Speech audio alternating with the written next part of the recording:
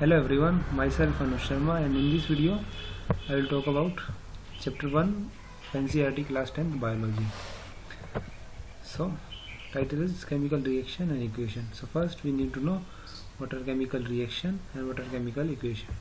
So chemical reaction are any reaction when one or more substance react to form one or another substance. During a chemical reaction there may be change in state, there may be change in color, there may be evolution of gas, or there may be change in temperature. And any or every chemical reaction is represented with the help of chemical equation. So chemical equation is the representation of chemical reaction. For example, if magnesium and oxygen react to form magnesium oxide, then magnesium and oxygen are two substances that react to form magnesium oxide. The substances which react are called reactant, and the output that is generated is called product. So how can we write a chemical equation? Like we see magnesium and oxygen react to form magnesium oxide, so we also need to know the valence state and the state of the element, right? Now how can we balance a chemical reaction? For example, when zinc reacts with sulfuric acid to form zinc sulfate and hydrogen, in this, for balancing we have to write like this. First we have to write the element zinc, hydrogen, sulfur and oxygen, and then we have to write the number of atom in the reactant and number of atom in the product. In this reaction we see that zinc is 1 in both case, hydrogen is 2 in both case, sulfur is 1 in both case, oxygen is 4 in both case. So it means that this reaction is balanced. We have nothing to do with this reaction. So let's move to another example. Next example is the when iron reacts with water to form Fe3O4 and H2. So this reaction is not balanced. Why? Because there is one iron and there is 3 iron. There is 2 hydrogen, there is 2 hydrogen, so hydrogen is balanced. There is 1 oxygen, there is 4 oxygen. So iron and oxygen are not balanced. So how can we balance it? There are 3 iron, so we can write 3 here. So if we write 3 here, then 3 iron and 3 iron. So iron is balanced, hydrogen is already balanced, so left is oxygen. Here are 4 oxygen, so we have to write 4 here. If we write 4 here, then oxygen is balanced, but hydrogen is disturbed. Hydrogen here become 8 and here are 2. So we have to write 4 here. 4 into 2, 8. So we have to write 3 here, 4 here and 4 here. Then only we can say that this reaction is balanced. These are the steps by which we can balance. First we have to write like this: iron, hydrogen, oxygen. So there is a 1 iron and 3 iron in the product, 2 hydrogen in the reactant and 2 hydrogen in the product, 1 oxygen and 4 oxygen. So hydrogen is balanced, iron and oxygen are not balanced. So we have to multiply water with the 4 so that hydrogen is balanced. After balancing we will find this reaction. This is the final balanced reaction. 3 iron, 3 iron, 8 hydrogen, 4 oxygen, 4 oxygen. So this is a complete balanced reaction. After balancing, if we know the physical state of the element or substance, we can also write like iron is present in solid form, water in the gas form, Fe3O4 in the solid form and H2 in the gas form. So this is a complete reaction. These are some also example of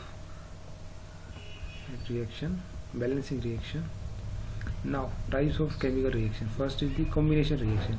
Combination reaction means when 2 or more substances combine to form another substance, like when CaO, calcium oxide, also called quicklime, combine with water to form slaked lime, calcium hydroxide.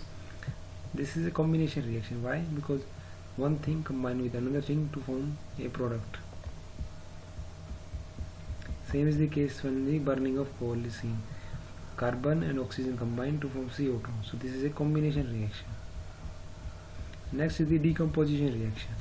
Decomposition means when one complex substance dissociate into simpler substance, like ferrous sulfate. This ferrous sulfate is a complex substance. When we heat it, it dissociates into ferric oxide, SO2 and SO3. These products are quite simpler as compared to this reactant. Same is the case with the calcium carbonate. When we heat calcium carbonate, which is also called limestone, then it dissociates into quicklime and CO2. So this is example of decomposition reaction.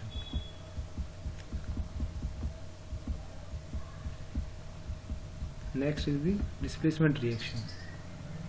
Displacement reaction means when one element displaces another element while reacting during a reaction. So when iron and copper sulfate react, they form iron sulfate and copper. So in this reaction, this copper is replaced by this iron. So this copper is replaced by this iron. So ferrous sulfate and copper is formed. In this reaction, this copper is replaced by this zinc. Double displacement reaction. In simple displacement, we see that one element displaced by another. In double displacement, one element displaced by another and second element displaced by first. So in this reaction, we see that sodium sulfate react with barium chloride to form barium sulfate and sodium chloride. In this reaction, this sodium is replaced by this barium, and this barium is replaced by this sodium to form barium sulfate and sodium sulfate. So this is a double displacement reaction because 2 times displacement happen in this reaction. Now oxidation and reduction. Oxidation is the addition of oxygen or removal of hydrogen, and reduction is the addition of hydrogen or removal of oxygen. This is example of oxidation, this is example of reduction. Oxygen is added to the copper, so copper is oxidized. And in this reaction, hydrogen is added to copper and oxygen is removed from the copper, so copper is reduced in this reaction. This is an example of redox reaction. Redox reaction means when both reduction and oxidation occur in the same reaction. In this reaction, the copper oxide gets reduced because oxygen is removed from it, and hydrogen is getting oxidized because oxygen is added to it. So this is example of redox reaction. These reactions are also example of redox reaction. Corrosion and rancidity. Corrosion and rancidity are also example of oxidation. Corrosion occurs on a flat surface, any metals, iron, when any liquid or gas attack on it and oxidizes it. So after oxidation, the structure of that metal or element is disturbed, and that's why we paint our iron rods and gates so that we can protect it from corrosion. Rancidity is the oxidation of fat and oil containing foods. That's why the packet chips are fixed with the nitrogen in the packet, so that nitrogen prevent the oxidation of fat and oil containing food. Because if rancidity happen, then foul smell come from the food and also taste become bitter. Thank you.